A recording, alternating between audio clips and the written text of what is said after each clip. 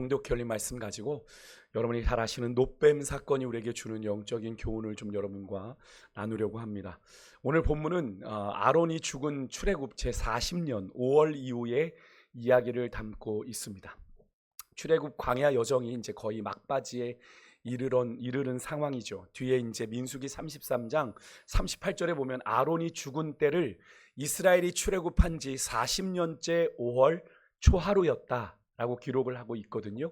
그러니까 아론이 죽은 이 앞에 20장 후반부에 아론이 죽습니다. 호르산에서 아론이 죽게 되는데 그 사건 이후에 오늘 우리가 21장을 맞이하고 있는 거니까 아론의 사건 이후 출애굽한 지 제40년 5월 이후의 이야기를 우리가 보게 되는 건데요.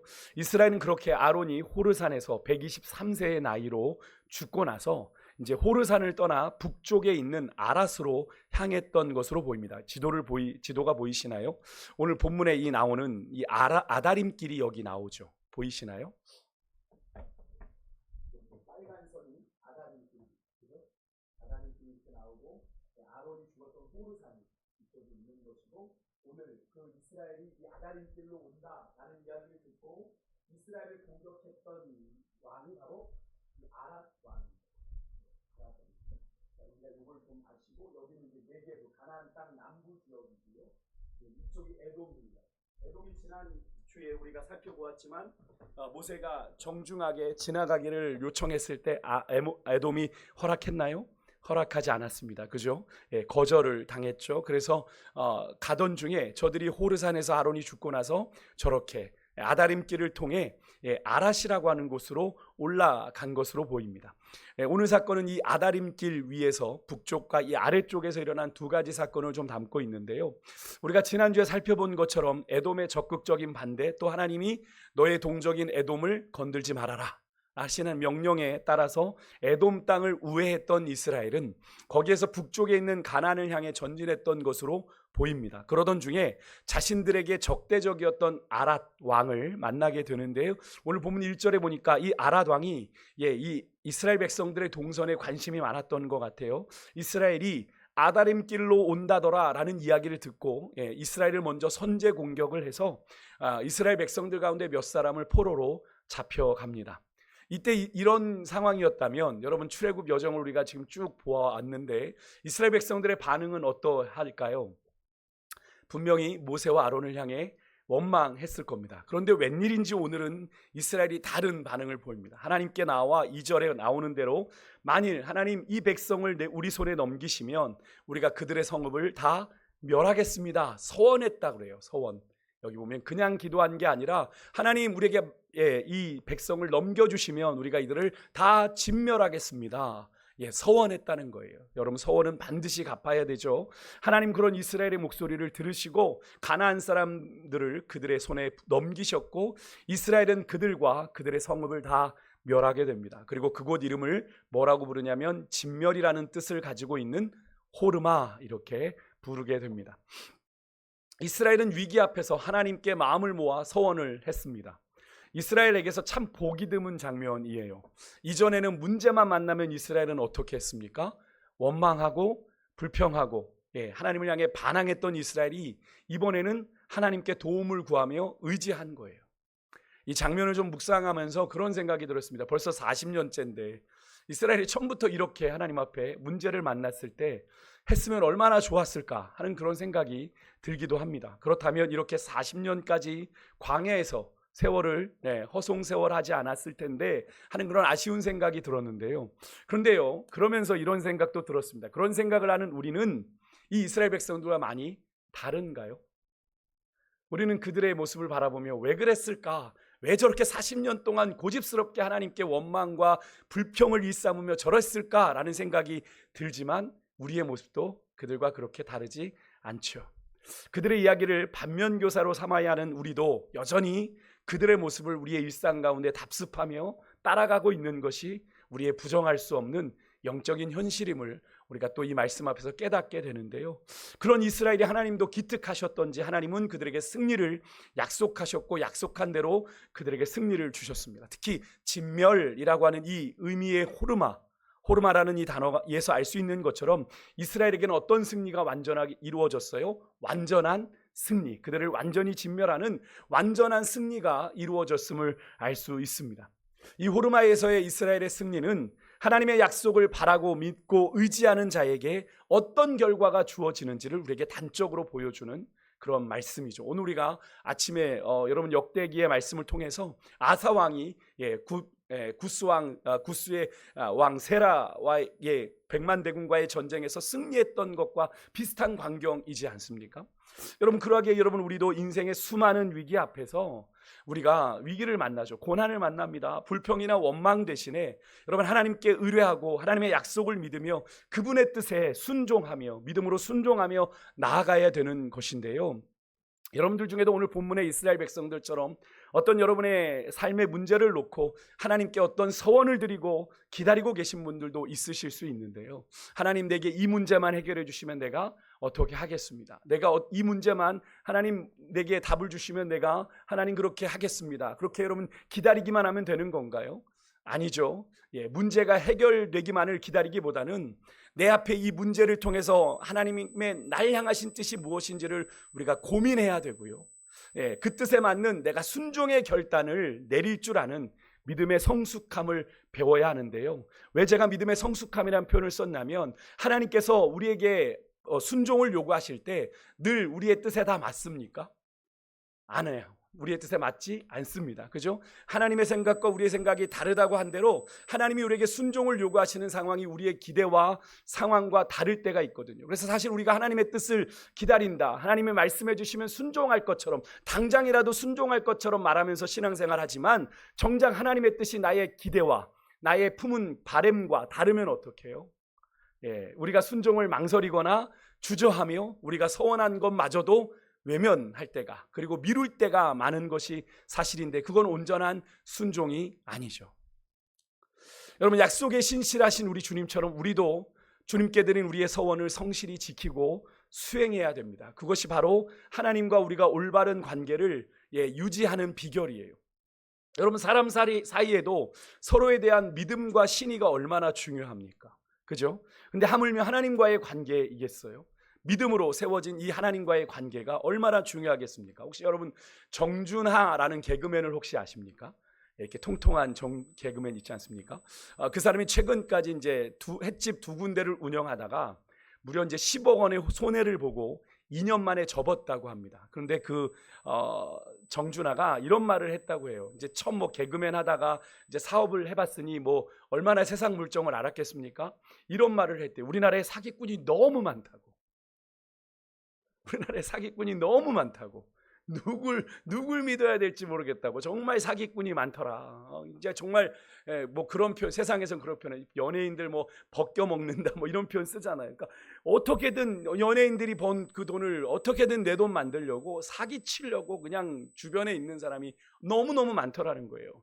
여러분, 정말 우리나라에 사기꾼 많죠. 전세 사기 까지도 해서 정말 그런데 너무 그런 얘기도 들립니다. 너무 사기꾼에 대한 사기 범죄에 대한 처벌이 약해서 그렇다라는 말도 있습니다만, 어쨌든 여러분, 이것이 뭘 의미해요? 사람 사이를 점점 믿지 못하는 시대가 되어가고 있다는 걸 의미하죠. 이게 우리가 사는 세상이 그래요. 점점 사람 사이를 믿지 못하게 하는. 근데 여러분, 사람 사이에도 이렇게 관계 가운데 믿음이 중요한데 여러분, 하나님과의 관계는 어떠하겠어요? 그래서 요즘 우리가 묵상하는 이 역대하에 보면 하나님이 왕들에게 조건을 제시하는 것을 보게 되는데, 로보암의 손자이자 유다의 3대 왕인, 남왕국 유다의 3대 왕이 아사 왕이 하나님을 잘 섬기니까 하나님께서 아사랴 선지자를 통해 약속을 주세요. 이제 내일 본문인데요. 내일 묵상 본문 15장 2절에 보면 하나님의 영이 임한 이 아사랴 선지자가 유다 아사 왕에게 찾아가서 전한 하나님의 말씀입니다. 한번 읽어볼게요. 같이 읽습니다. 시작. 그가 나가서 아사를 맞아 이르되, 아사와 및 유다와 베냐민 무리들아, 내 말을 들으라. 너희가 여호와와 함께하면 여호와께서 너희와 함께 하실지라. 너희가 만일 그를 찾으면 그가 너희와 만나게 되시려니와 너희가 만일 그를 버리면 그도 너희를 버리시리라. 아멘. 여러분, 이 말이 뭘 말합니까? 우리가 하나님을 믿는 대로 하나님이 우리에게 반응하시고 응답하시겠다는 얘기죠. 하나님은 한 번도 이 약속을 어기신 적이 없습니다. 하나님은 시건치 않으시는 분이니까요. 근데 여러분, 이 약속의 하나님을 바라보며 우리가 성실히 서원을 이루어가는 그런 하나님의 사람들 되시기를 주의 이름으로 축복합니다. 하나님은 우리의 믿음대로 반응하시는 거예요. 여러분, 그 판단은 하나님이 하시는 거죠. 내가 볼 때는, 아침에도 새벽에 말씀드렸죠. 내가 볼 땐 내 믿음이 괜찮아요. 내가 볼 땐 내 행위가 괜찮아요. 그런데 하나님이 아니라고 하시면 아닌 거예요. 우리의 기준점이 내게 있지 않습니다. 내가 볼 때 이만하면 괜찮지 않나, 이만하면 괜찮지 않나. 아니요, 하나님이 보실 때 진실하지 않으면, 하나님이 볼 때 정직하지 않으면 그 믿음은 가짜라고요. 하나님이 아니라고 하시면 아닌 거예요. 우리는 주님이 인정하시는 믿음의 사람 되어야 되는 줄 믿습니다. 다시 본문으로 돌아서 4절부터 우리가 오늘 살펴볼 이 놋뱀 사건이 이어지는데요. 이스라엘은 이 아랏 왕과의 전투에서 승리했음에도 아마 그런 기대를 가졌겠죠. 이 가나안, 이 남부 지방에 있는 저 아랏 지역의 왕을 진멸했으니 이제 가나안 땅 입성인가 보다 생각했을 만하지 않습니까? 그런데 그들이 입성하지 못해요. 전투에 승리했음에도 불구하고 입성하지 못합니다. 아무래도 광야에서 더 방황하는 것이 하나님의 뜻이었기에 그러했던 것 같은데요. 그로 인해서 4절에 보니까 백성들이 마음이 다시 상하게 됩니다. 그리고 하나님과 모세를 원망해요. 그리고 5절에선 이런 고백까지 합니다. 함께 읽어볼게요. 같이 읽습니다. 시작. 백성이 하나님과 모세를 원망하되 어찌하여 우리를 애굽에서 인도해내어 이 광야에서 죽게 하는가? 이곳에는 먹을 것이 없고 물도 없도다. 우리 마음이 이 하찮은 음식을 싫어하노라 하매. 아멘. 여러분, 이스라엘 백성은요, 하나님이 주신 음식, 하나님이 주신 하늘의 양식 만나를 폄하하며 하나님의 은혜를 멸시하기까지 합니다. 그러자 하나님께서 불뱀을 보내 그들을 징계하시게 되는데, 여기에 불뱀은 독사를 말합니다. 독사를 말해요. 여러분, 이런 이스라엘의 모습에서 우리는 중요한 사실 하나를 좀 새삼스럽게 깨닫게 됩니다. 원망도 습관이다라는 거예요. 우리 한번 따라해 보시겠어요? 원망도 습관이다. 원망도 습관이다. 원망도 습관이에요, 여러분. 그러니까 여러분, 불평 달고 사는 분은 계속 불평해요. 무슨 일이든 불평하고 불평거리를 찾습니다. 감사거리를 찾는 게 아니라 불평거리를 찾아요. 그러니까 늘 부정적인 분들이 있습니다. 습관이 된 거죠. 늘 부정적인 것만 바라보는 것이 습관이 된 겁니다. 여러분, 이스라엘이 애굽을 나오자마자 시작된 그들의 원망 습관이 40년 동안, 오늘 지금 출애굽한 지 40년째지 않습니까? 40년 동안 그 습관이 이어져 왔어요. 하지만 하나님은 그들을 40년 동안 그들이 말한 것처럼 그렇게 내방쳐 두지 않았습니다. 내방쳐 두셨다면 그들에게 40년이라는 시간은 올 수가 없었죠. 어떻게 장정만 100만, 거의 200만에 육박하는 그 수많은 사람들이 먹을 것 하나도 없는 광야에서 40년을 생존했다? 불가능한 일입니다. 말도 안 되는 일이에요. 그런데 그런 은혜 속에, 하나님의 은혜 속에 그들에게 부족함 없이 공급하시고 인도하시고 보호하셨는데, 그 단적인 증거가 뭡니까? 여러분, 신명기 8장 4절의 말씀에 보면 그들의 의복이 헤어지지 아니했고 발도 부르트지 않았다고 합니다. 근데 여러분, 그렇게 40년 동안의 한결같은 하나님의 은혜가 그들에게 너무나도 당연하게 주어지니까 감사는 고사하고 뭘만 할 수밖에 없는 거예요? 원망만 할 수밖에 없는 거예요. 제가 요즘 계속 여러분들에게 말씀드리죠. 은혜가 당연해지면 감사는 사라지는 거예요. 그리고 원망과 불평밖에는 할 것이 없어지는 겁니다. 왜 은혜가 당연합니까? 은혜는 내가 값없이 얻은 건데. 근데 그것이 익숙해지니까 호의가 계속되면 뭐로 알아요? 권리인 줄 아는 것과 똑같은 맥락입니다. 하나님의 은혜가 내게 주어지는데 그게 당연히 내가 자격이 있어서, 권리가 있어서 내가 그 은혜를 받는다고 생각하는 거죠. 그러니까 감사가 사라지는 겁니다. 여러분, 이스라엘 백성들이 그랬던 거예요. 하나님이 광야에서 40년 그들을 여기까지 인도하셨던 건 전적인 하나님의 기적 같은 은혜죠. 하나님이 그렇게 표현하시지 않습니까? 신명기에서 사람이 자기 아들을 아름같이 해서 내가 너희들을 여기 이 요단강 동편 땅까지 너희들을 인도해 왔다 라고 신명기에서 모세가 설교하며 그렇게 이야기하지 않습니까? 그 정도로 이스라엘 백성들이 애굽에서 뭘 챙겨 나왔든 광야에서 뭘 그렇게 누릴 수 있었겠어요. 그죠? 200만이나 되는 사람들이. 근데 그들이 지금까지 생존했단 말이죠. 하나님 앞에 범죄함으로 하나님이 그들을 치셔서 죽은 사람들 빼고 말입니다. 사실 생존이 불가능한 죽음의 땅이에요. 광야는 죽음의 땅. 근데 죽음의 땅에서 생존했다는 것만으로도 은혜인데 그들의 입에는 감사가 없습니다. 여러분 꼭 기억하십시오. 우리에게 은혜가 당연해지면 감사는 사라지고 원망과 불평밖에는 남는 것이 없다는 것. 여러분이 지금 원망하고 혹시 여러분의 인생 가운데 불평하고 있는 것, 혹시 여러분 은혜를 잃어버린 까닭은 아닌지 여러분의 모습을 한번 하나님 앞에서 돌아보셨으면 좋겠어요. 결국 이스라엘 백성은요, 그렇게 하나님의 문매를 맞게 됩니다. 불뱀을 하나님이 보내 물리게 하시죠. 결국 그들이 죽음을 목전에 두고서야 뒤늦게 회개하고 모세를 찾습니다. 모세, 우리를 위하여 중보해 주십시오. 우리를 좀 살게 해 주십시오. 하나님께서 뭐라고 말씀하시죠? 모세에게 불뱀을 만들어, 노스로 불뱀을 만들어 장대에 달게 해라. 그것을 쳐다본 자마다 살아났는데, 여러분 참 하나님의 다음 없는 은혜요, 길이 참으시는 긍휼의 은혜이죠. 그러지 않습니까? 40년을 정말 한결같이 참아주셨는데 여러분 이 은혜가 오늘 우리의 삶 또한 여기까지 인도한 줄 믿습니다. 그렇지 않습니까? 하나님의 은혜가 참아주시고 기다려주시고 우리를 그래주셨던 은혜가 오늘 우리의 삶을 여기까지 인도하신 거예요. 하나님은 얼마든지 우리 인생을 됐어 여기까지야 라고 얘기하실 수 있었습니다. 하지만 하나님은 우리의 인생을 여기까지 인도하신 건 우연이 아닌 거죠. 제가 오늘 새벽에도 10월 월상 예배를 드리면서 그런 말씀을 드렸어요. 우리가 10월이라고 하는 새로운 한 달을 맞이할 수 있고 새로운 한 달의 출발점에 설 수 있는 건 하나님의 분명한 이유와 목적이 있다. 우리가 다 지금은 알 수 없지만 나를 통해 이루고자 원하시는 오늘 하루의 목적, 이 한 달을 살아내야 하는 목적, 이유가 있어 우리에게 이 시간을 허락해 주셨다라고 그렇게 말씀을 드렸는데요. 여러분 우리의 삶에 우연이 없음을 믿으십니까? 하나님의 섭리 가운데 우리가 살아가고 있음을 믿으세요? 우리의 앉고 일어섬을 아시고 우리의 깊은 마음에 품은 생각까지도 아시는 주님의 계획 속에 우리가 살아가고 있음을 여러분 믿으신다면 여러분 날마다 말씀 안에서 무엇을 물어야 될까요? 하나님의 뜻을, 하나님의 목적을, 하나님의 이유를, 왜 나를 살게 하십니까? 왜 나를 오늘 숨쉬게 하십니까를 날마다 물으며 사셔야 돼요. 그래야 주님의 뜻을 이룰 수 있는 거죠. 결국 여기서 이 장대에 달린 노뱀은 죄의 상징인 뱀이 장대에 달렸다라고 하는 건 이 죄가 심판받는 모습을 의미하는데요.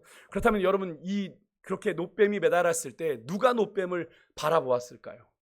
아마 모든 이들이 다 바라보았을까요? 적극적으로 살려고?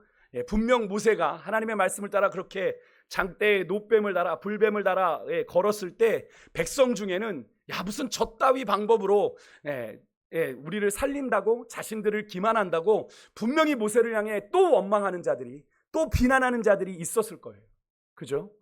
그들에게 불뱀은 또 하나의 뭐였겠습니까? 새로운 원망거리였고 그들을 살리려고 하는 노뱀도 그들에게 구원이 아니라 새로운 비난거리였습니다. 저 따위 깨 바라보았지만 그런 마음 먹었던 자들은 아마 살지 못했을 거예요.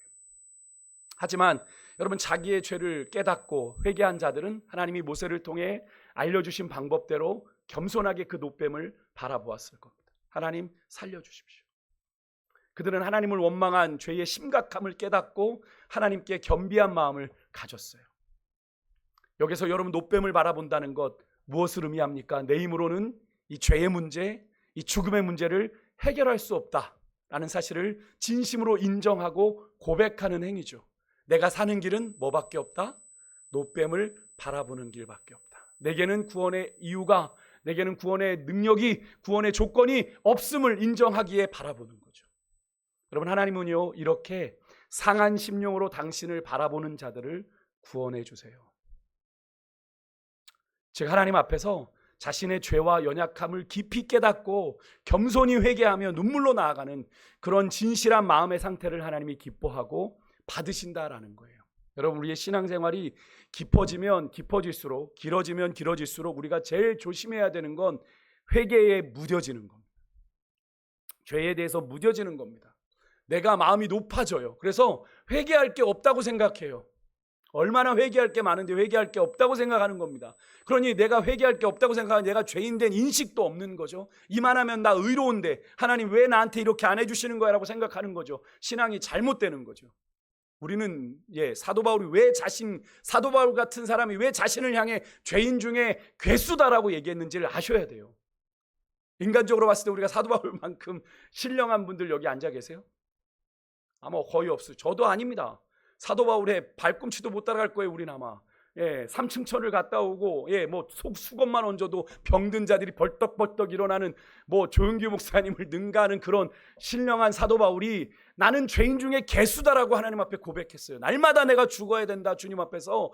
그는 철저하게 자기에게 어떤 소망도 어떤 가능성도 없음을 알았기 때문에 그런 고백을 했던 겁니다. 나는 주님 없이는 단 하루도 내가 살 수 없습니다. 나의 날마다 주님의 은혜가 필요합니다를 깨달았기 때문에 그런 고백을 했던 거예요. 여러분, 그래서 하나님께서는 상한 심령의 제사를 받으신다고 얘기하는 거죠. 그러니까 여러분, 상한 심령의 제사를 받는다는 말은 뭡니까? 그러면 하나님을 향해 우리가 정직한 회개, 진심으로 통회하는 마음, 그리고 겸손함으로 드려지는 예배를 하나님께서 가장 귀하게 여기시고 받으신다. 그래서 그 과부의 그 간절한 기도, 하나님께서 그 세리가 무시했던 그 과부의 그 세리의 기도를 과부의 기도를 하나님께서 그토록 존귀하게 여기셨던 것 아닙니까? 함부로 주님 앞에 나아가지 못하고 멀리 서서 기도했던 그 세리의 기도를 하나님이 받으셨던 거잖아요. 상한 심령의 제사를. 바리새인 같은 모습들이 우리 안에 너무나 많은 거예요. 한국 교회 안에 이만하면 됐지. 내가 제가 어떤 분하고 한번 이번 수련회 가다가 버스 안에서 그런 얘기를 한번 한 거예요. 내가 뭐 큰 교회를 다니면, 내가 어느 큰 교회를 다니면, 뭐 공식적으로 유명한 교회를 다니면 내가 그 교회 성도면 자신의 믿음이 그 교회의 명성만큼 된다고 생각하는, 대단한 착각이죠. 대단한 착각입니다. 뭐 저 사랑의 교회다. 그러니까 이거 뭐 제가 요번에 어떤 목사님과 대화를 나누다가 그쪽에 작은 교회 목사님이신데 어떤 성도가 찾아왔는지 제가 뭐 분당 뭐뭐 교회 성도예요라고 얘기하는데 아주 뭐 말하는 투가 엄청나더랍니다. 그래서 이 사람이 뭐지? 라는 생각을 했대요. 이게 착각이죠. 자기가 거기 다니면 글쎄요, 그 교회의 평판이 그 교회의 믿음의 수준을 보여주는 건지 모르겠습니다만 어느 정도 공신력을 갖는 건 있겠죠. 그죠? 공신력을 갖긴 하겠지만 그것이 자신의 믿음을 대변하는 것처럼 착각을 하는 겁니다. 대단한 착각이죠. 내가 거기 다니면 내 믿음이 그 정도만큼 되는 거예요? 아닙니다. 그 안에서 그냥 그 큰 곳 안에서 그냥 가려지는 거예요. 큰 교회를 찾아가는 많은 이들의, 물론 그 교회에서 오래부터 신앙생활했던 분들은 얘기가 좀 다르겠습니다만, 큰 교회를 찾아가는 신앙인들 중에 많은 부분이 익명성 때문에 찾아갑니다. 내가 드러나지 않거든요. 수많은 군중들 속에 내가 드러나지 않고 내가 할 최소한의 종교적인 의무만 하고 빠져나올 수 있거든요. 봉사하지 않아도, 예배만 드리고 빠져나와도 나는 그 교회 성도요 하며 어느 정도 신앙을 보장받을 수 있거든요. 그래서 그렇게 큰 교회를 찾아가는 건데요. 여러분, 그런 것들이 과연 진짜로 하나님이 보실 때 인정하실 만한 믿음일까요? 저는 착각이 대다수라고 생각합니다. 절대 그렇지 않아요. 절대 그렇지 않습니다. 심지어 교육자들도 그런 가운 사람들이 있어요. 그런 큰 교회의 부목사들을 부교육자라고 나면 본인들이 정말 그런 교회 수준의 목사인 걸로 착각하는 교육자들도 있습니다. 뭐 저도 그런 사람 중에 하나였던 것 같습니다. 그런데 아니에요. 그런 백그라운드가 나의 허물과 나의 연약함을 가려줬던 거지. 그냥 그곳에서 내가 그렇게 인정받았던 것이지 그 이상 그 이하도 아니었던 거더라고요. 여러분, 우리가 착각하면 안 됩니다. 하나님이 원하시는 건 우리의 상한 심령이에요. 내가 얼마나 연약한지를 주님 앞에 깨닫고 정말로 주님 앞에 진심으로 통회하는 마음, 그리고 겸손함으로 주님께 나아가는, 예배를 드릴 때마다 하나님의 은혜가 정말 내게 필요합니다. 내가 이 예배 가운데 은혜 받지 않으면 내가 오늘 하루를 살아갈 수 없습니다를 간절하게 고백하며 나아가는 주님을 향한 간절한 마음이 있는 심령을 주님이 받으신다는 거예요. 여러분, 이 상한 심령의 은혜의 예외가 있을까요? 없지요. 우리 모두는 다 죄인이니까. 그죠? 모든 사람이 죄를 범하였음에 하나님의 영광에 이르지 못하더니, 로마서의 말씀처럼요, 우리는 다 그 상한 심령의 은혜를 받은 자들이죠. 그죠? 그런데도 아직도 작은 불편 때문에 여러분 하나님을 원망하고 계시지 않으세요? 혹시 그렇다면 오늘 이 시간 속히 그 마음을 돌이키셔서 하나님의 은혜의 보좌 앞으로 정직하게, 진실하게, 겸손하게 나아가는 은혜가 있으시기를 주의 이름으로 축복합니다.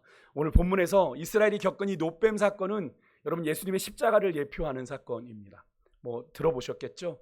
요한복음 3장 14절 15절에 보면 예수님께서 직접 이 사건을 언급하기도 하셨어요. 함께 읽어볼게요. 같이 읽습니다. 시작. 모세가 광야에서 뱀을 든 것 같이 인자도 들려야 하리니 이는 그를 믿는 자마다 영생을 얻게 하려 하심이니라. 아멘. 예수님은 이렇게 제자들에게 노뱀 사건을 언급하시면서 당신이 십자가에서 죽으실 걸 예고하셨어요. 장대 위에 매달린다라는 건 그 당시에 하나님께 저주의 대상이 된다라는 걸 의미합니다. 근데 여러분, 아무 죄도 없으신 예수님이 왜 저주의 대상이 되십니까? 십자가에 달려 죄인이 받아야 될 그 모든 저주를 우리 대신, 우리가 받아야 될 그 저주를 우리 주님이 대신 감당하시고 받으시고 스스로, 우리가 찬양 종종 하는 것처럼 스스로 죄가 되셨습니다. 죄 없으신 분이 죄가 되신 거예요. 우리가 찬양하잖아요. 주 예수 나의 산소만 고백할 때 나를 위해 죄가 되신 구주 예수 고백하지 않습니까? 우리를 위하여 죄가 되셨습니다. 의로우신 예수님이. 그래서 베드로 사도는 이 사실을 이렇게 표현해요. 베드로전서 2장 24절 우리 함께 읽겠습니다. 시작. 친히 나무에 달려 그 몸으로 우리 죄를 담당하셨으니 이는 우리로 죄에 대하여 죽고 의에 대하여 살게 하려 하심이라. 그가 채찍에 맞음으로 너희는 나음을 얻었나니. 아멘. 여러분, 그러하기 때문에 죄사함과 구원을 얻고자 하는 자는 누구든지 십자가에 달리신 예수님을 바라봐야 되는 거예요. 하나님 과거에 노뱀을 바라보는 자에게 치유와 구원의 은혜를 주신 것처럼 십자가에 달리신 예수님을 바라보는 자에게 구원을 약속하셨습니다. 그렇다면 여러분, 십자가에 달리신 예수님을 바라본다는 건 무슨 말이에요? 무슨 뜻입니까? 그냥 그저 교회 와서 십자가 바라보고 멍하면 됩니까? 불멍하듯 십자가만 바라보고 있으면 되는 거예요? 아니죠. 여러분, 예수님의 십자가 죽음이 바로 나의 죄 때문임을, 나의 죄 때문을 정직하게 고백하고 그 예수님을 나의 구주, 나의 주님으로 믿고 고백하는 것을 의미합니다. 예수님이 십자가에서 죽으신 게 죄값 받아 죽은 게 아니라 나의 죄 때문이라는 사실을 정직하게 고백하고 그 예수님을 나의 구주로, 나의 주님으로 믿고 고백하는 것. 여러분, 제가 자주 말씀드렸지만 우리가 교회 다니는 것만으로 우리가 구원을 받았다고 장담할 수 없습니다. 교인이 구원받는 거 아니에요. 교인이 구원받는 거 아닙니다. 교회 등록했다고 구원받는 게 아니에요. 예수님을 영접한 자에게만 진정한 구원이 있는 줄 믿습니다. 그죠? 주님이, 물론 그것은 주님이 판단하시는 거죠. 우리가 판단할 수 있는 건 아닙니다. 주님 보실 때 인정해야 하나님이 구원하시는 거죠. 더 나아가 우리는 구원받은 이후에도 여러분, 십자가에 달리신 주님을 바라봐야 되는데요. 주님은 우리를 위해 십자가에서 수치와 고통을 다 견디셨죠. 고로 우리는 그 주님을 바라보며 우리가 십자가의 고난을 깊이 묵상할 때 여러분, 믿음의 시작이요 완성자가 되시는 예수님이 우리 인생에서 만나는 수많은 고난과 역경을 이길 힘을 주실 줄 믿습니다. 주님이 힘을 주시는 거예요. 내가 그가 찔림은 우리의 허물을 인하고 그가 상한 우리의 죄악을 인함이라. 그죠? 그가 채찍에 맞으면 우리가 평화를 이루고 그가 징계를 받으면 우리가 나음을 입었도다 라는 약속의 말씀이요. 그 말씀 까닭에 우리가 주님을 바라볼 때, 그죠? 주님의 능력이 우리 가운데 임해 우리 삶에 임한 그 고난과 역경을 이길 힘을 주신다는 거죠. 그래서 히브리서 12장 2절은 이렇게 말씀합니다. 제가 자주 인용했던 말씀이지만 함께 읽습니다. 같이 읽습니다. 시작. 믿음의 주요 또 온전하게 하시는 이인 예수를 바라보자. 그는 그 앞에 있는 기쁨을 위하여 십자가를 참으사 부끄러움을 개의치 아니하시더니 하나님 보좌 우편에 앉으셨느니라. 아멘. 여러분, 믿음의 주요 온전하게 하시는 이, 여러분, 예수님밖에 없습니다. 예수님 바라보십시다. 그죠? 그 예수님만 바라보십시다. 그래서 성도는 구원 이후에도 계속된 거룩한 성화의 과정을 지나면서도 우리는 여전히 계속 십자가의 주님을 바라봐야 됩니다. 바로 거기에 참된 구원이, 참된 승리가 있기에 우리는 날마다 주님을 바라봐야 되는 거예요. 그래서 우리 찬양하잖아요. 내가 매일 십자가 앞에 더 가까이 가오니 주의 흘린 보혈의 피로 나를 정하게 하십소. 그렇게 찬양하는 게 그런 이유입니다. 우리가 십자가 앞에 서지 않고는 우리는 단 하루도 세상의 권세 앞에서 우리가 온전히 믿음을 지키며 살아갈 수 없는 존재예요. 여러분, 그걸 느끼십니까? 우리가 그것을 그냥 내비두니까 아무렇지도 않은 것처럼 느껴지는 거죠. 우리의 힘으로는 세상을 이길 수가 없습니다. 우리는 그런 존재가 아니에요. 주님의 능력이 우리를 주장하고 사로잡으실 때 우리는 세상을 이기는 하나님의 사람 되는 줄 믿습니다. 말씀을 마치겠습니다. 오늘 본문에는 간단하지만 우리 인생 가운데 만날 수 있는 승리의 역사, 또 실패의 역사가 모두 담겨져 있어요. 이를 통해 우리는 한 가지를 깨닫게 됩니다. 어떤 상황 속에서도 우리가 붙잡아야 되는 건 하나님의 선하신 계획을 신뢰하고 인내하며 나아가야 된다는 사실을 다시 한번 깨닫게 되는데요. 여러분, 우리 주님은 신실하십니다. 믿으십니까? 주님의 약속은 변하지 않습니다. 믿으십니까? 그 약속을 바라보며 우리는 사는 겁니다.